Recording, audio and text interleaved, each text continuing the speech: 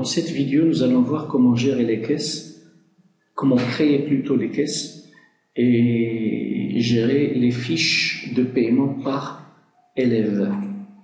Donc sur le menu comptabilité, je vais aller vers la gestion des caisses et là, je vais pouvoir créer des caisses en assignant des responsables à chaque caisse. Ça veut dire que lorsque le responsable que je vais associer à une caisse va s'authentifier, il va pouvoir faire des opérations sur cette caisse. Par exemple, je vais créer la caisse 3. Je vais choisir un responsable, Abu Mohamed. C'est une caisse qui contient 0 et je vais lui donner un nom en arabe.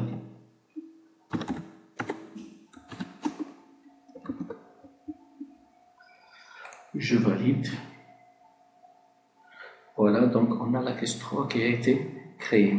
Maintenant, lorsque le responsable de cette caisse va s'authentifier, il va pouvoir effectuer des paiements sur cette caisse.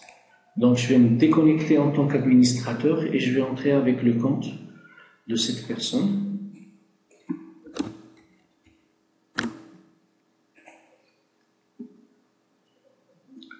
Donc là, supposons que c'est notre comptable.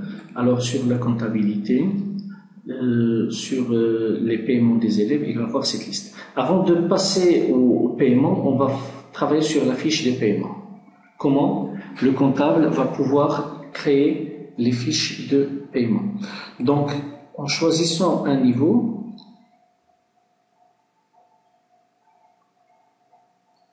donc je vais avoir les différents élèves qui existent sur ce niveau. Bien sûr, je peux chercher une personne.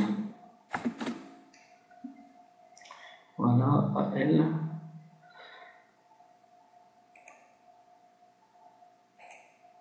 Et quand je sélectionne un élève, je vais voir ici ses informations à lui et je peux voir la liste de ses frères et sœurs. Je vais voir si je peux trouver un.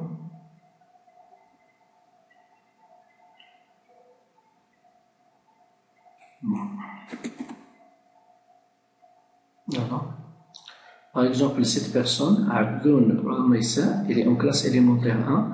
Il a un frère qui s'appelle Abdoun Bihar qui est en classe élémentaire 5. Donc, je vais prendre son frère, voilà, et je peux lui ajouter un pack. Donc, je vais lui ajouter le pack tous les services primaires. Quand je vais cliquer sur ajouter, tous les services qui existent à l'intérieur de ce pack seront affectés à sa fiche de paiement. Bien sûr, je peux ajouter services un par un à partir de cette liste. Je vais lui ajouter le pack, c'est plus facile et c'est plus rapide. Voilà. Donc, on a ici le total. Nous n'avons pas appliqué de remise, nous n'avons pas appliqué de TVA. Voilà. Si jamais il ne souhaite pas avoir la consigne, je peux l'enlever. Je la coche et je la supprime.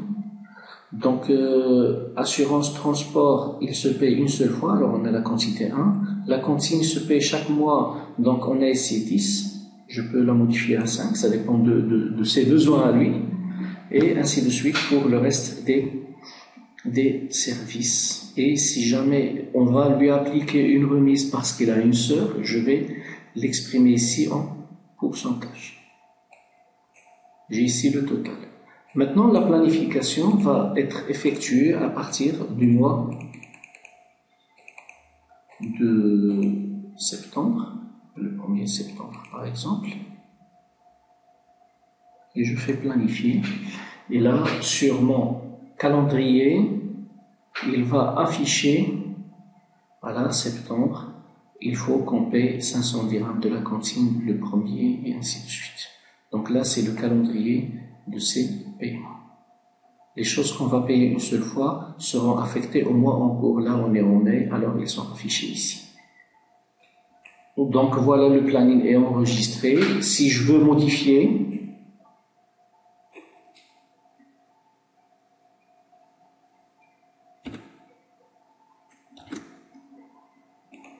je fais mise à jour, donc là, il sera supprimé. Okay. Si je veux modifier le montant, je peux le modifier ici. Comme je peux ajouter une échéance, je vais ajouter une échéance pour octobre. Donc je vais faire, ça c'était la cantine, ajouter échéance, cantine. Donc le montant de 500 dirhams pour le 1er octobre.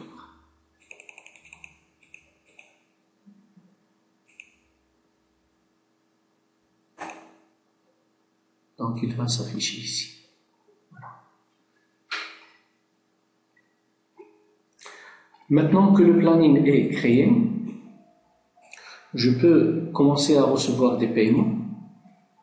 Et là, quand je vais faire paiement des élèves, je n'ai qu'à sélectionner l'élève que je veux, Abdul Ihab. Il me donne son planning qu'on a créé tout à l'heure et je coche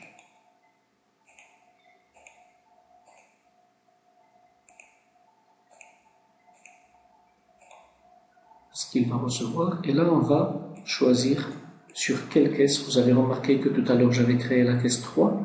Donc, c'est une caisse qui est affectée à l'utilisateur en cours. Voilà, son nom. Donc, il est affiché ici. Si jamais je me suis connecté avec le compte d'une autre personne, je ne vais pas voir cette caisse ici.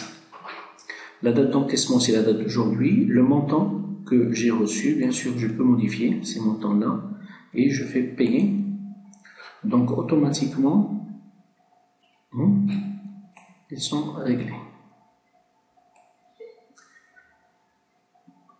On peut effectuer sur cet écran, nous n'avons pas on ne les a pas encore intégrés, on peut effectuer le paiement en espèces, comme on peut l'effectuer en chèque ou par virement bancaire.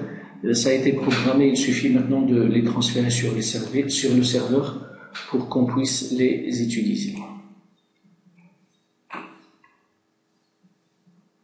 Si je vais voir maintenant la caisse 3,